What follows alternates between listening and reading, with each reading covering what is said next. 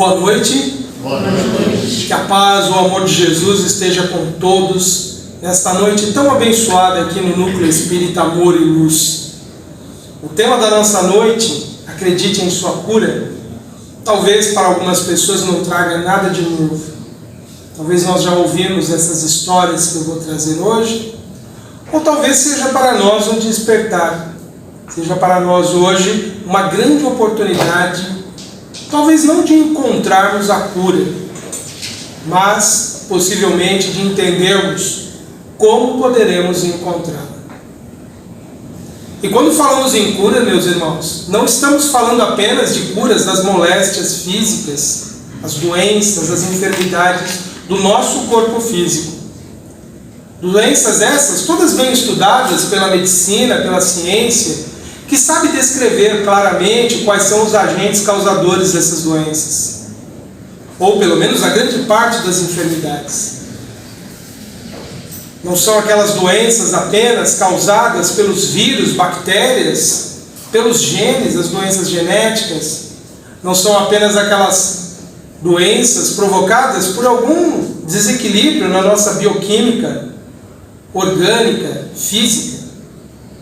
Mas quando nós falamos em cura, do ponto de vista espiritual, abrangemos algo muito mais amplo.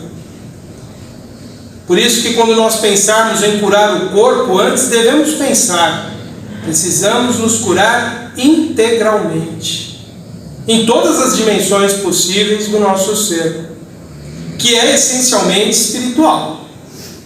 Nós todos somos espíritos, vivendo temporariamente uma experiência no mundo material. Somos todos viajantes do tempo, já vivemos inumeráveis reencarnações, que graças a Deus não podemos nos recordar delas, porque ainda não estamos preparados para tomar posse de tantas memórias, tantas lembranças, tantas dores, tantos sofrimentos, tantas decepções que nós já enfrentamos. E também não estamos preparados também para lembrar dos nossos dias de glória, das grandes oportunidades que já vivemos, dos grandes momentos, dos grandes amores. A mensagem inicial que nos apresentaram traz bem essa ideia da melancolia que tantas vezes toma conta de nós e nos faz pensar: por que eu estou triste? É aquela reminiscência, aquela ideia de que algo muito bom está ausente de nossas vidas. E acredite, cada um de nós temos essas experiências positivas no passado. Cada um de nós temos grandes amores, grandes vivências que já tivemos nesta e em outras vidas. Assim como também temos as grandes dores e as grandes decepções. E Deus, na sua infinita misericórdia, nos permitiu que pudéssemos temporariamente deixar tudo isso para trás, como tantas vezes nós queremos aqui nesta vida fazer. Esquecer o nosso passado, a nossa vivência, que muitas vezes insiste em retomar a nossa memória e nos angustiar e nos fazer sofrer. Então nós estamos hoje num tempo da nossa existência para aproveitar o presente, sabendo que as dores, as lutas, as dificuldades representam sempre grandes e importantes oportunidades de crescimento espiritual. E a dor, a enfermidade, e não apenas as dores físicas, mas as dores da alma, as enfermidades de natureza emocional, psíquica, todas essas são oportunidades de crescimento. E as doenças são, em todas as suas dimensões, muitas vezes, importantes alertas que a sabedoria divina permite acontecerem para que possamos perceber onde há desarmonia no nosso modo de agir, onde há falta de sintonia com as leis divinas no nosso modo de proceder perante a vida. A doença é, sobretudo, um aviso de que algo não está indo muito bem na nossa experiência. E quando nós estamos nessa condição de enfermos, nós desejamos ardentemente a cura. Desejamos desesperadamente alcançar essa cura. E devemos ter essa postura sempre. Como vamos ver logo mais, nós precisamos acreditar na nossa possibilidade de cura. Não apenas na cura das nossas doenças imediatas, mais próximas aqui da nossa vivência, mas a cura mais profunda do nosso ser. As histórias que trarei hoje nesta noite para ilustrar a nossa ideia sobre cura não são desconhecidas. Talvez já tenham ouvido em outras preleções, em outras palestras, em outras exposições. Mas traremos nesta noite a reflexão sobre histórias que ainda guardam grandes e profundos ensinamentos para todos aqueles que almejam alcançar a cura do seu corpo, a cura da sua alma.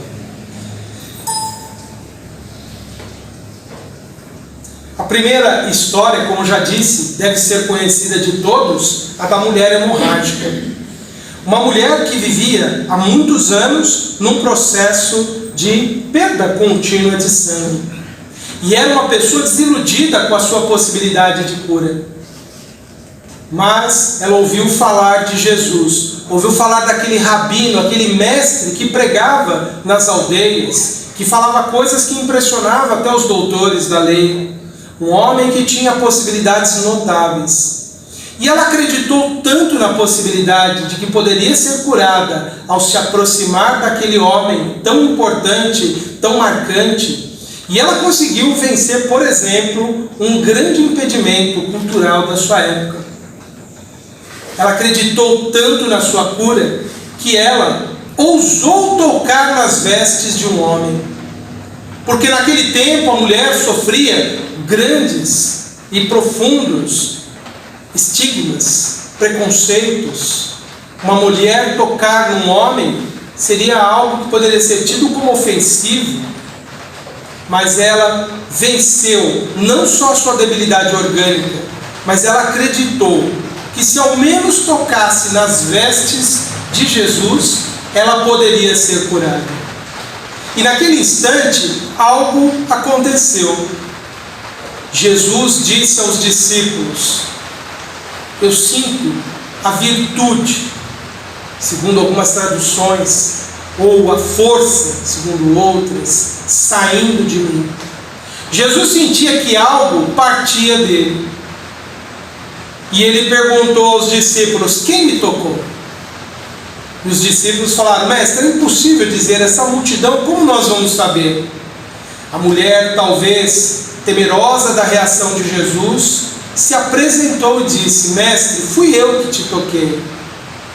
E Jesus disse para ela: filha, a tua fé te salvou.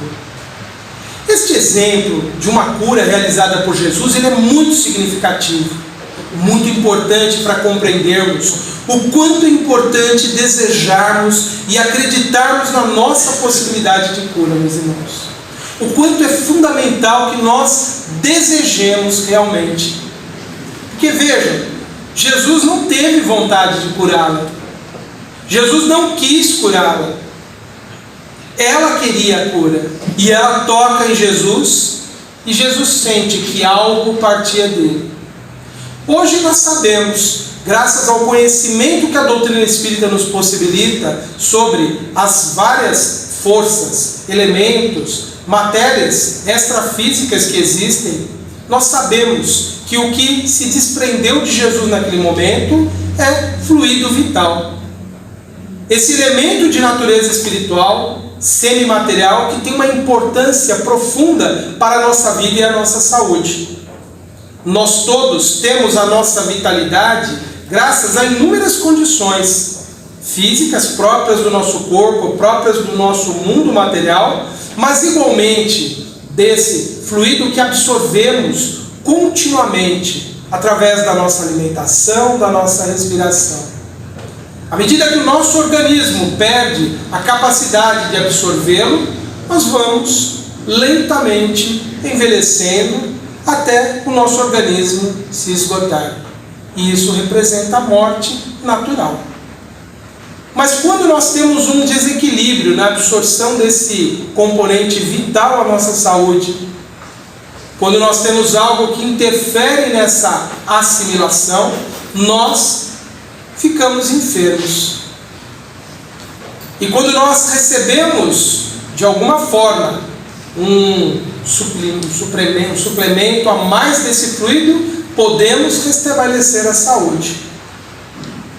Jesus foi, de todos os seres humanos que habitaram esse planeta, o único que tinha essa condição extraordinária de oferecer abundantemente, fartamente a todos que necessitassem e pudessem receber esse fluido vitalizante. Todas as outras pessoas possuem a capacidade de doação também, mas numa escala muito, mas muito inferior àquela de Jesus. Mas o que foi decisivo naquele momento não era a capacidade de doação de Jesus, não foi a vontade dele, e sim a vontade da mulher. De tanto crer que era possível obter a cura, ela conseguiu atrair aquela cura para ela. E é por isso que Jesus diz a ela que a fé havia dado a ela a cura. Aquela mulher criou uma força atrativa desse elemento vital para a nossa existência. Imagine se ela não acreditasse nisso, se ela tivesse dúvida de que poderia ser curada, se ela pensasse, isso tudo é uma tentativa, não vai dar certo, eu sei que não vai dar certo, mas eu vou lá mesmo assim porque falaram, vai lá, toca nas vestes de Jesus. Ela teria sido curada? Certamente não. Ela criou condições para que isso ocorresse. E as condições foram essa: força de vontade profunda, intensa, o desejo. E muitos perguntariam assim, mas Adenor, como nós faríamos para ter essa força? Aquela mulher, ela estava cansada do sofrimento. Ela estava cansada de ter perdido todo o dinheiro que ela tinha ao longo da sua vida, porque ela havia pago inúmeros tratamentos. Ela estava exausta de sofrer. Muitas vezes, quando nós chegamos nos nossos limites, é aí que essa grande e profunda força de vontade surge em nós. É por isso que é muito comum nos nossos dias ouvirmos histórias de pessoas que passaram por grandes e profundas dificuldades, chegaram mesmo ao fundo do poço e, na sua extrema dor, encontraram uma força extra para sair. É o ponto que a pessoa desiste de sofrer, mas ela acredita que algo pode dar a ela essa cura. E esse desejo profundo pode sim propiciar a absorvermos esse elemento que vai nos curar. Mas o que adianta a gente saber disso tudo hoje, Adenor, se nós não temos a pessoa de Jesus aqui para nos curar? Não podemos, com toda a nossa força de vontade, tocar nas suas vestes e absorver esse elemento que nos traria a cura. Mas lembrem que eu falei que, embora Jesus tenha sido a grande expressão de doação dessa vitalidade restauradora, de saúde, de harmonia, de paz, todos os outros seres humanos são capazes de doar isso. E alguns estão preparados, disciplinados, conscientes desse processo. Se prontificam muitas vezes, embora sejam capazes de doar pouco comparados a Jesus, mas se apresentam semanalmente nas casas espíritas com o propósito de contribuir com essa doação. São os médiuns que se dispõem e que se prepararam para aplicar os passes. Lembrando que devemos guardar as devidas proporções entre eles e Jesus. Eles podem nos fornecer algo muito pouco comparado ao que Jesus nos traria. Mas será que não é esse pouco que nós estamos precisando hoje para o nosso equilíbrio, para a nossa harmonia? Será que se nós tivermos essa fé poderosa, com essa grande força atrativa, como essa mulher hemorrágica teve, não poderíamos nós, naquele momento em que nos colocamos para receber os passes, de fato receber, ainda que seja uma dose pequena, mas essencial ao nosso processo de cura?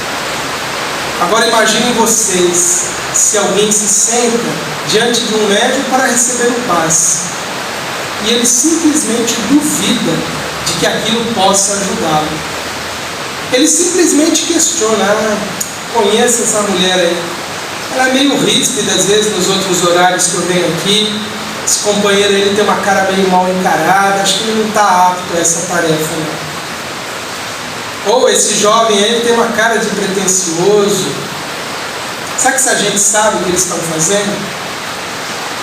Veja, só de duvidarmos de que nós vamos estar ali impossibilitados, de receber por conta dos nossos julgamentos que fazemos sobre o outro, nós já estamos criando uma força repulsiva que impede a nossa cura.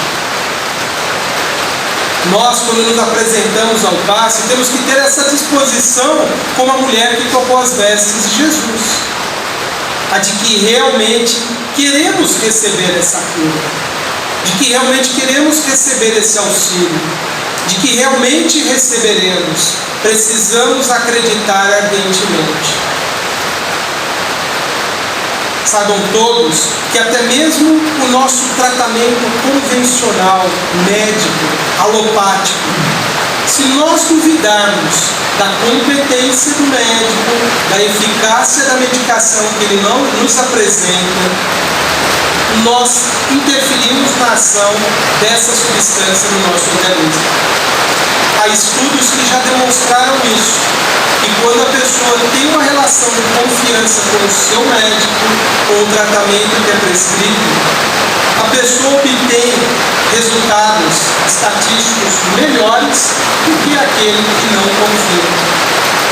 Agora imagine nós que sabemos que o pensamento tem um profundo e intenso poder de ação, de interferência.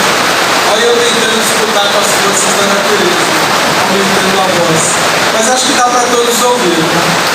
Imagine se nós não acreditarmos a emissão desse pensamento de dúvida, de rejeição a quem está nos aplicando o passe, o quanto ele poderá ser nocivo, danoso, perturbador da nossa ordem física, do nosso bem-estar, daquilo que podemos receber. Mas os espíritos benfeitores que estão ali, porque na verdade a gente sabe que o médium, com toda a sua boa vontade, ele é sempre um instrumento dos espíritos amigos, que são os verdadeiros operadores do passe. O médium entra ali como um doador, um canal de comunicação, um instrumento de transmissão. Quem opera mesmo são os espíritos amigos que estão ali, muito inteligentes e grandes médicos nessa ciência dos fluidos vitalizantes. Será que eles não podem vencer a nossa resistência? Talvez sim, talvez não. Talvez eles entendam que nós ainda precisamos um pouco mais daquela nossa enfermidade, já que nós estamos sendo tão resistentes. Talvez eles até tentem superar as nossas indisposições, mas nós poderíamos ter uma atitude que nos auxiliasse nesse processo. E é isso que devemos pensar. E naquele momento em que nos apresentamos para receber o auxílio magnético espiritual, que tenhamos a vontade verdadeira de receber, de absorver, de colher o melhor nesse sentido da nossa cura. Que não criemos nós essa força repulsiva que impede a nossa cura.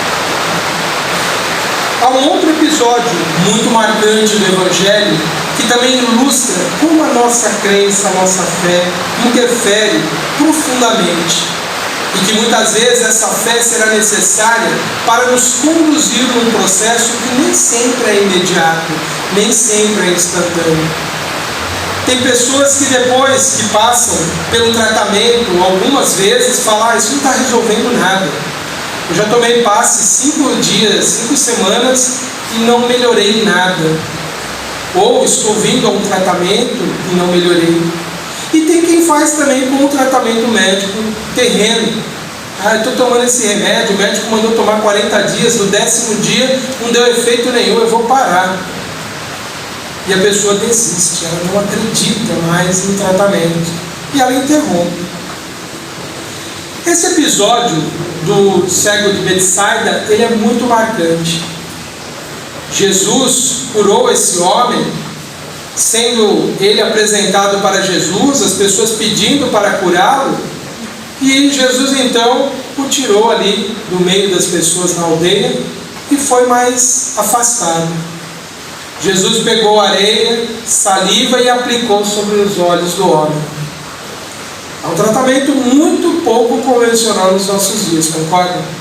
Difícil imaginar que alguém hoje recomendaria colocar areia no olho de alguém. Mas Jesus podia fazer isso. Ele sabia, ele era dotado de um poder capaz de produzir mudanças na matéria, produzir transformações. Ele podia se valer desses elementos para estabelecer ali um medicamento capaz de curar. Mas ele, além desse tratamento, ele impôs as mãos sobre aquele cego. E impondo as mãos, ele conseguiu curar parcialmente o homem. Perguntando a ele se ele via, o homem disse a Jesus: eu vejo algo estranho, essas pessoas parecem que são árvores. A visão não se restabeleceu no primeiro momento. E Jesus mais uma vez impõe as mãos sobre o homem, e aí sim ele consegue enxergar claramente, nitidamente. O que esse episódio do Evangelho nos fala sobre a nossa persistência? Imagine se aquele homem, naquele momento, desistisse de ser curado por Jesus. Na primeira tentativa, pensasse: tá bom assim, eu já estou vendo o vulto, já não vou mais bater nas paredes, tá bom.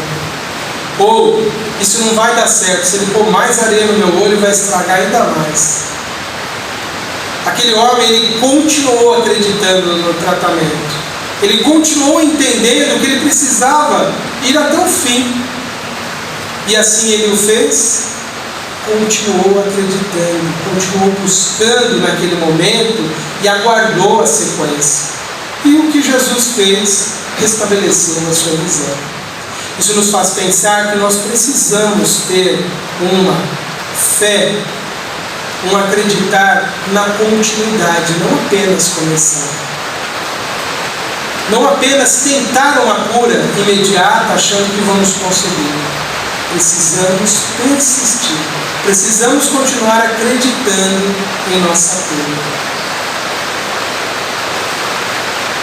Um outro episódio do Evangelho que nos faz pensar muito sobre a cura e um estado de alma que é muito importante para que ela se estabeleça e se efetive em nós é o episódio dos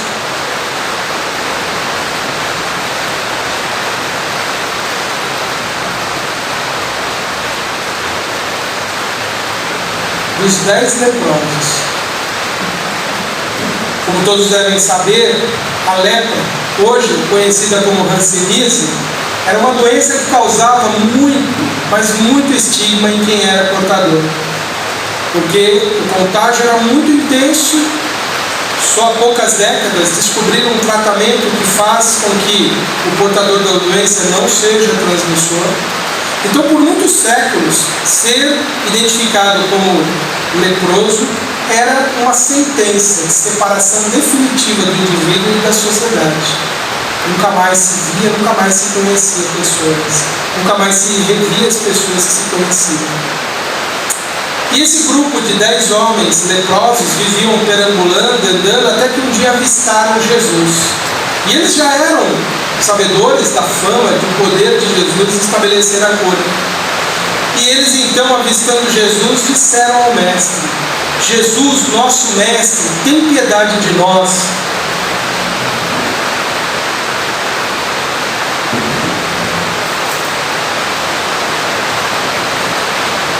Cura-nos.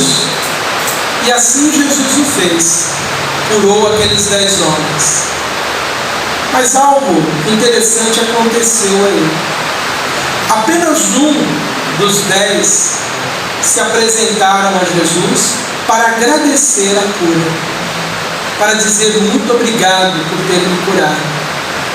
E Jesus observou essa situação e destacou dizendo para aqueles discípulos que estavam próximos dele: apenas um se apresentou e os outros 9 procuraram. Onde eles estão? E aí então Jesus disse para ele: vossa fé vos salvou.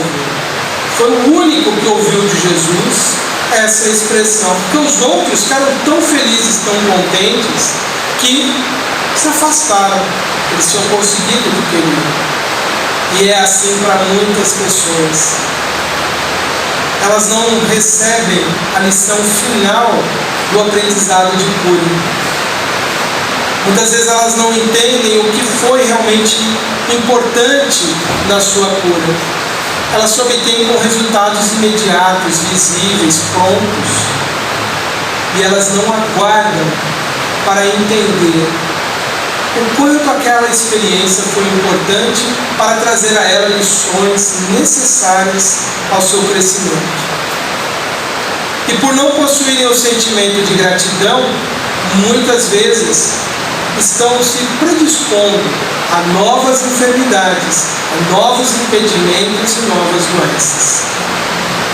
E esse caso, como em alguns outros, Jesus destacou para os discípulos que esse único que tinha o sentimento de gratidão e que veio até ele agradecer era um homem samaritano. Os samaritanos, como todos devem saber, eram uma parte que há muito tempo se afastara do povo judeu, que tinha adotado procedimentos rituais diferentes dos judeus. E eles eram mal vistos. Eles eram considerados como que hereges. Eles não eram da religião considerada, entre aspas, a certa. E o que isso significa para nós? Jesus, ao destacar a condição dele de samaritano, ele estava dizendo que não é o rótulo de religião que a pessoa é portadora que vai decidir se ela vai ser curada ou não. Porque até hoje tem pessoas que têm a ideia assim: eu só vou ser curado se eu for no templo tal, da religião tal. Como se Deus fizesse diferença entre as pessoas que o cultuam de formas diferentes. Eu fico pensando, o ser que plasmou o universo, como ele vai se preocupar se nós estamos buscando ele dentro do centro espírita ou dentro do terreiro da Umbanda? Ou dentro da igreja evangélica ou na igreja católica? Como ele poderia fazer a distinção entre os seus filhos? Como ele poderia curar alguém somente num local e no outro não? Se nos dois tem pessoas de fé sincera, se nos dois tem pessoas bem intencionadas, se nos dois tem pessoas que praticam o bem. Veja, o samaritano, ele não seguia a rigor aquilo que era preconizado pelos sacerdotes em Jerusalém. Eles seguiam ao modo deles, como eles entendiam a Torá, a lei que Moisés estabeleceu. Eles eram dissidentes. E Jesus destaca que, para Deus, o que importa é a sinceridade do indivíduo, o sentimento que o indivíduo possui. Se a sua fé é autêntica, verdadeira, se ele realmente está imbuído de boas intenções, de desejos do bem. E não o rótulo que ele carrega consigo. Isso é para nos alertar, então, que muitas vezes não será indo de lugar em lugar, de religião em religião, de tempo em tempo, que nós vamos obter a cura. Ela vai depender essencialmente de fatores que não são exteriores. Não são fatores que dependem de questões materiais, de dizer a palavra tal ou a outra palavra, de recitar uma oração de um jeito ou de outro. A cura não é dada dessa forma. A cura não se estabelece pelo modo como nós cremos, mas pela qualidade desse nosso crer, desse nosso desejar. Pelo quanto nós estamos realmente preparados para nos libertar da dor e do sofrimento. E há outras lições maravilhosas do Evangelho que nos ilustra o quanto é importante nós termos a fé em nossa cura. O episódio do paralítico de Cafarnaum é muito representativo porque quando ele é curado, ele é trazido pelas pessoas que acreditavam que Jesus poderia curar. E Jesus assim faz.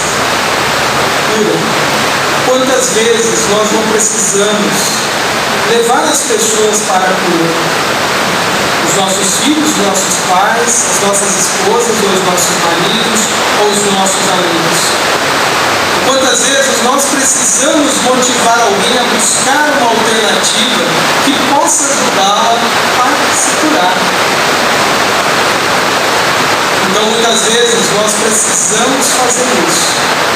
Nós precisamos sermos nós que vamos, com a nossa fé, ajudar alguém. É lógico que se a pessoa tiver fé, vai ser muito melhor. Mas muitas vezes ela precisa do nosso apoio, do nosso incentivo. Mas essa passagem ela é muito significativa também, porque aquele homem se curou não apenas porque ele acreditava que Jesus poderia curá-lo, mas porque ele tinha produzido uma transformação em si. Ele tinha entendido algo dentro dele e produzido uma mudança, uma transformação. A dor representada para ele um aprendizado. É por isso que Jesus diz: vossos pecados são perdoados. Deixando muito claro que certas atitudes, certos comportamentos que nós temos são geradores de enfermidade, porque trazem desequilíbrio para a nossa organização espiritual e física. E esse desequilíbrio é gerador de enfermidade e dor. A mudança do nosso comportamento, a nossa renovação mental, propicia a nossa melhora. E ela pode nos favorecer uma transformação. Ele pode, ao contato com Jesus, ouvir claramente que os erros do pecado são apenas erros. Os erros estavam perdoados porque ele havia aprendido a lição. Nós devemos sempre refletir. E os nossos processos dolorosos, nós aprendemos alguma coisa? Em nossas dores, em nossas lutas, nós desenvolvemos uma compreensão diferente da vida ou continuamos exatamente as mesmas pessoas de sempre?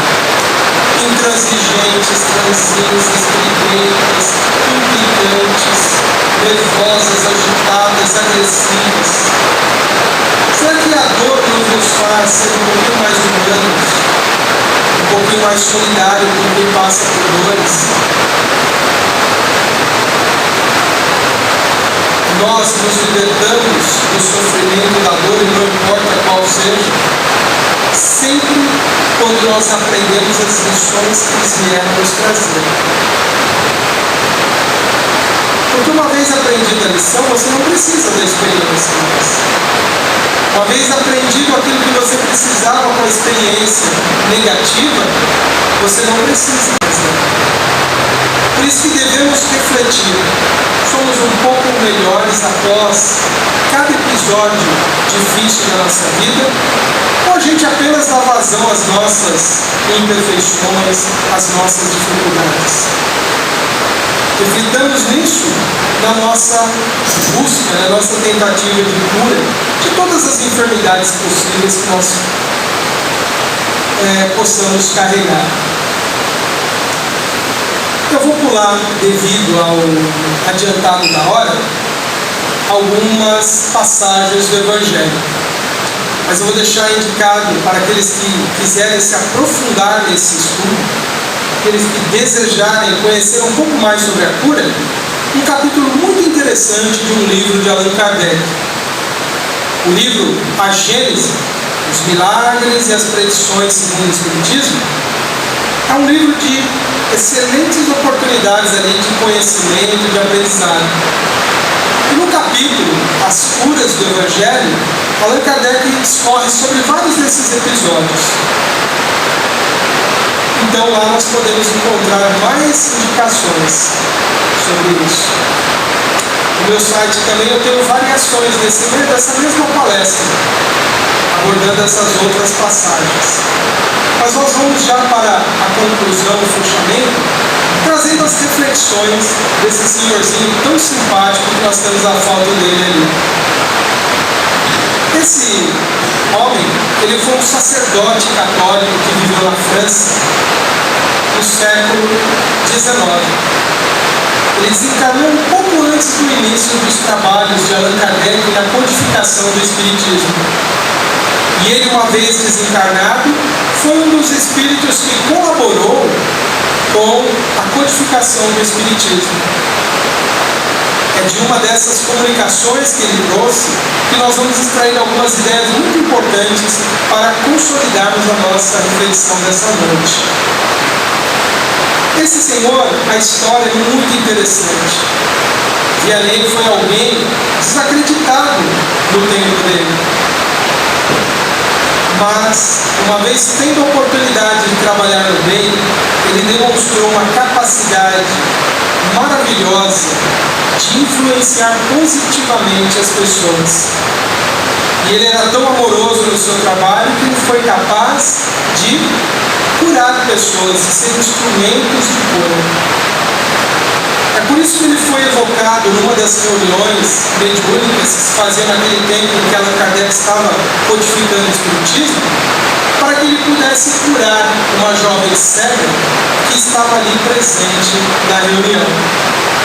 E ele trouxe algumas considerações muito importantes para entendermos a cura.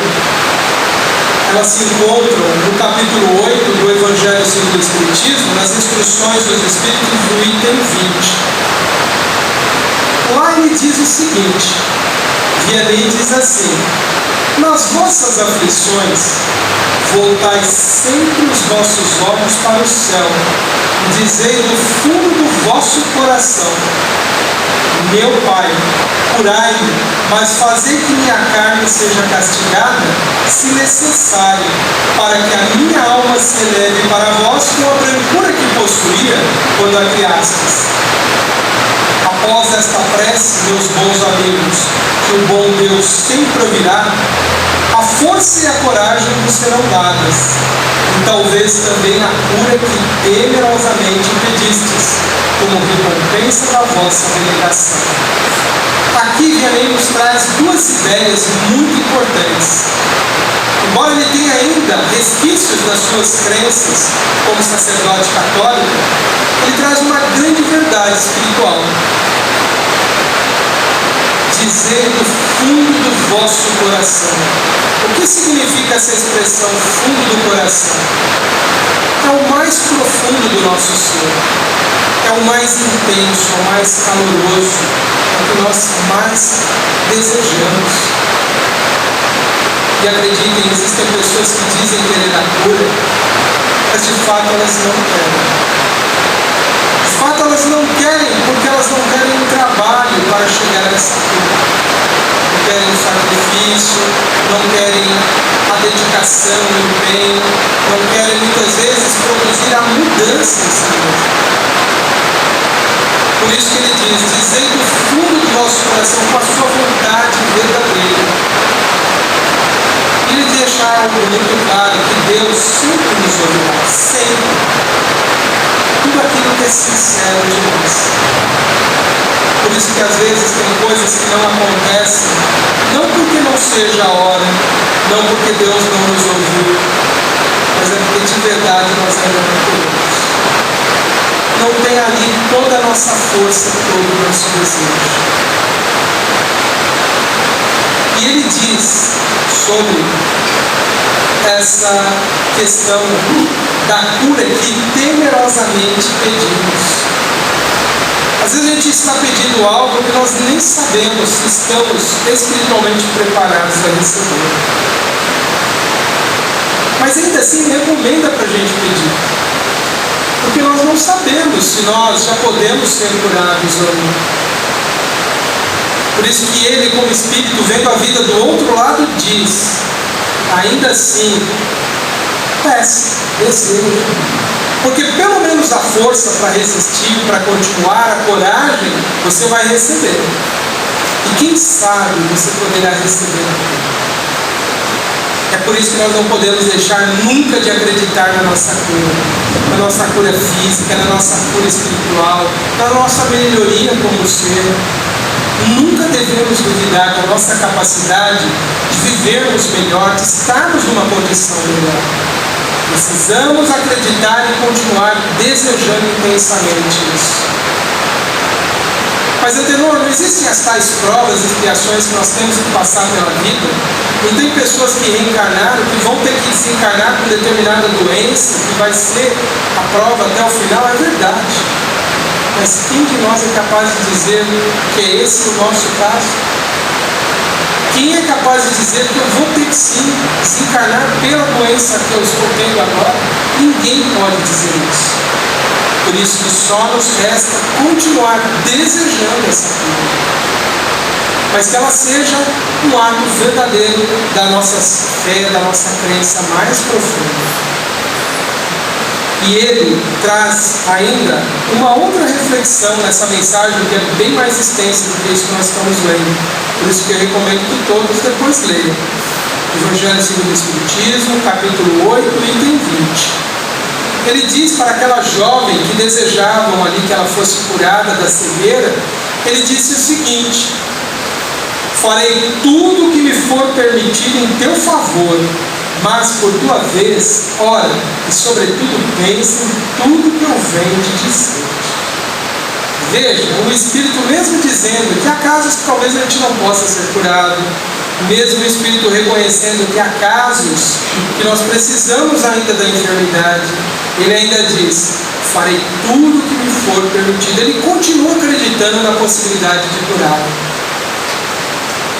E é assim que ele transmite a ideia para ela: continue acreditando e desejando, mas pense em tudo que vem de dizer.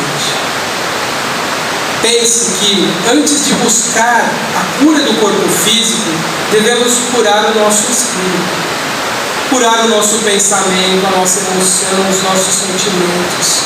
Precisamos curar a nossa conduta, precisamos curar o nosso modo de ver a vida. Precisamos curar o modo como nós estamos nos relacionando com os outros. E muitas vezes a enfermidade ela é uma grande oportunidade de fazer diminuir em nós o orgulho, para que a humildade possa ter uma oportunidade de se desenvolver. Quantas vezes não é vencidos pela dor física que nós deixamos de ser arrogantes, pretensiosos, e temos que nos submeter a outras pessoas que vão cuidar, que vão nos limpar, que vão nos tratar, que vão dizer o que vamos fazer ou não. Por isso, se nós aprendermos essas virtudes o quanto antes nós vamos dispensar essas lições da vida. Por isso que ainda o caminho da cura verdadeira é curarmos essencialmente o mais profundo do nosso ser. As nossas ideias, os nossos sentimentos, aquilo que nos alimenta. E para essa cura, o Evangelho e a doutrina espírita nos apresenta magníficos medicamentos, na formas de instruções, orientações, mensagens, reflexões, convites amorosos a uma mudança do nosso modo de ser. Então, neste finalzinho, eu desejo que todos nós possamos ser curados de tudo de ruim que nós possamos ter até hoje em nós. Lembrando que essa cura virá no momento oportuno, mas que talvez dependa da nossa fé, da nossa confiança, do nosso esforço, fazer com que ela aconteça, mas e que a paz de Jesus esteja com todos. Todos os corações se sintam envolvidos nesse profundo amor que verte tão abundante dos céus para todos nós. Muito obrigado, Deus. Mais uma vez, por favor.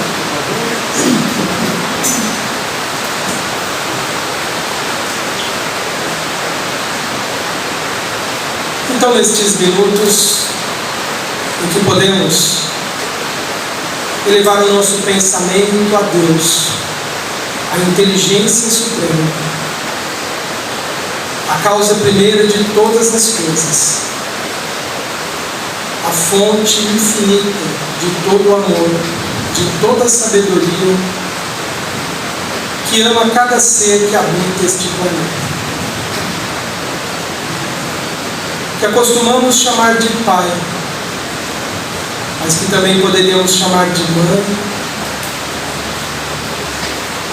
ou que podemos apenas sentir, que é a força amorosa e poderosa que a tudo sustenta, que a tudo amorosamente envolve e faz progredir.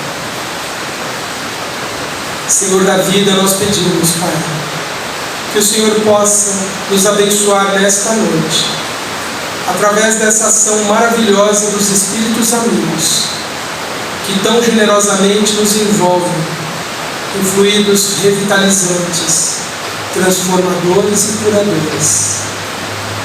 Que possamos, Pai, nos tornarmos dignos do tanto que recebemos nesta noite. E que possamos produzir em nós, Senhor, essa força poderosa da fé, da confiança. E que ela possa nos alimentar, nos sustentar em todos os nossos dias, nos fortalecendo, nos fazendo caminhar eretos, firmes, de olhar no horizonte, buscando o nosso destino, as nossas realizações. Pai de infinito amor, abençoa cada um dos aqui presentes, que possamos todos receber a força renovadora em nossas vidas, o fortalecimento de nossas convicções, de nossa fé, e com esse estado interior, Senhor, de nos sentirmos pacificados, harmonizados por essa atmosfera de paz que nos envolve.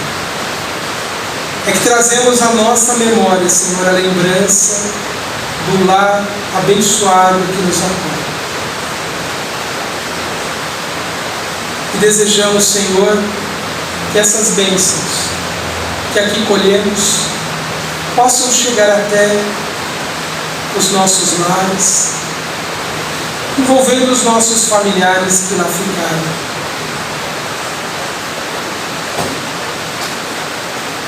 E que essa luz intensa, suave, de amor profundo, possa dissipar quaisquer elementos perturbadores que por lá estejam.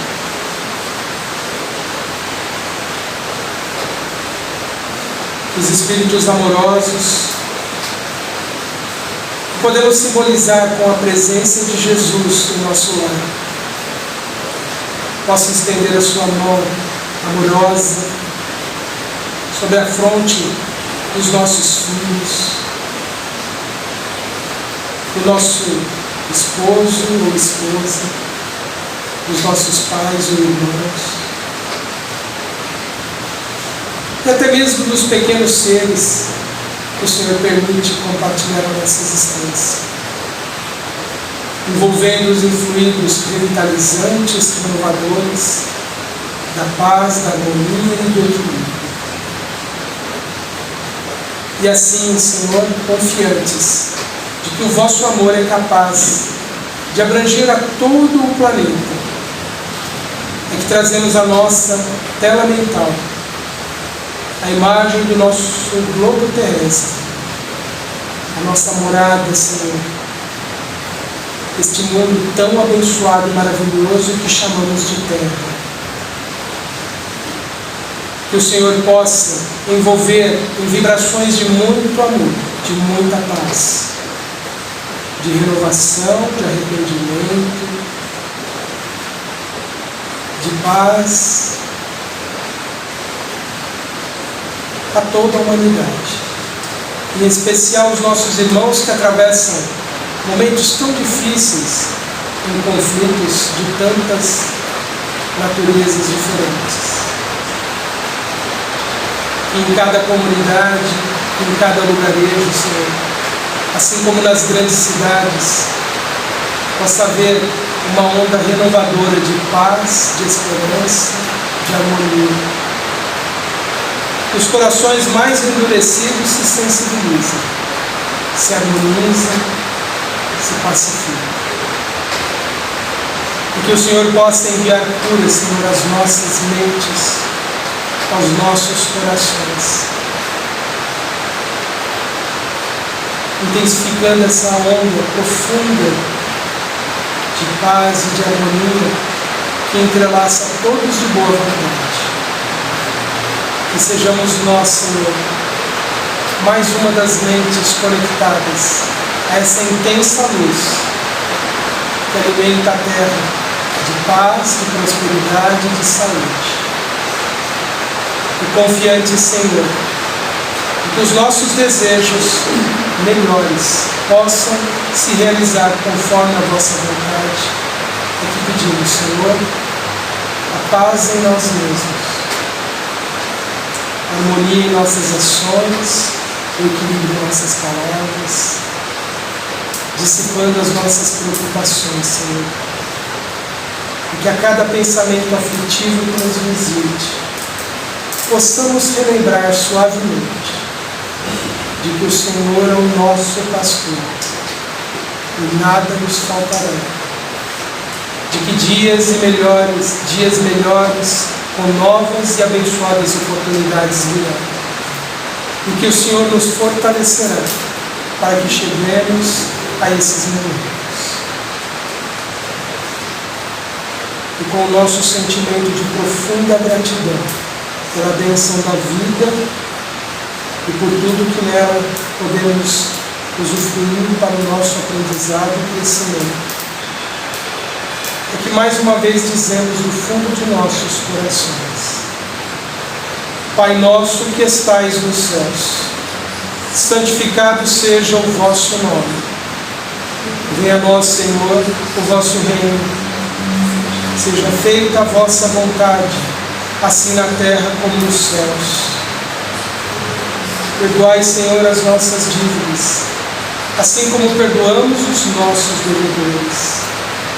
E não nos deixeis, Senhor, cairmos em novas tentações, mas livrai-nos de todo o mal. Pois sois vós o poder, a justiça e o amor para todos. Que assim seja, graças a Deus.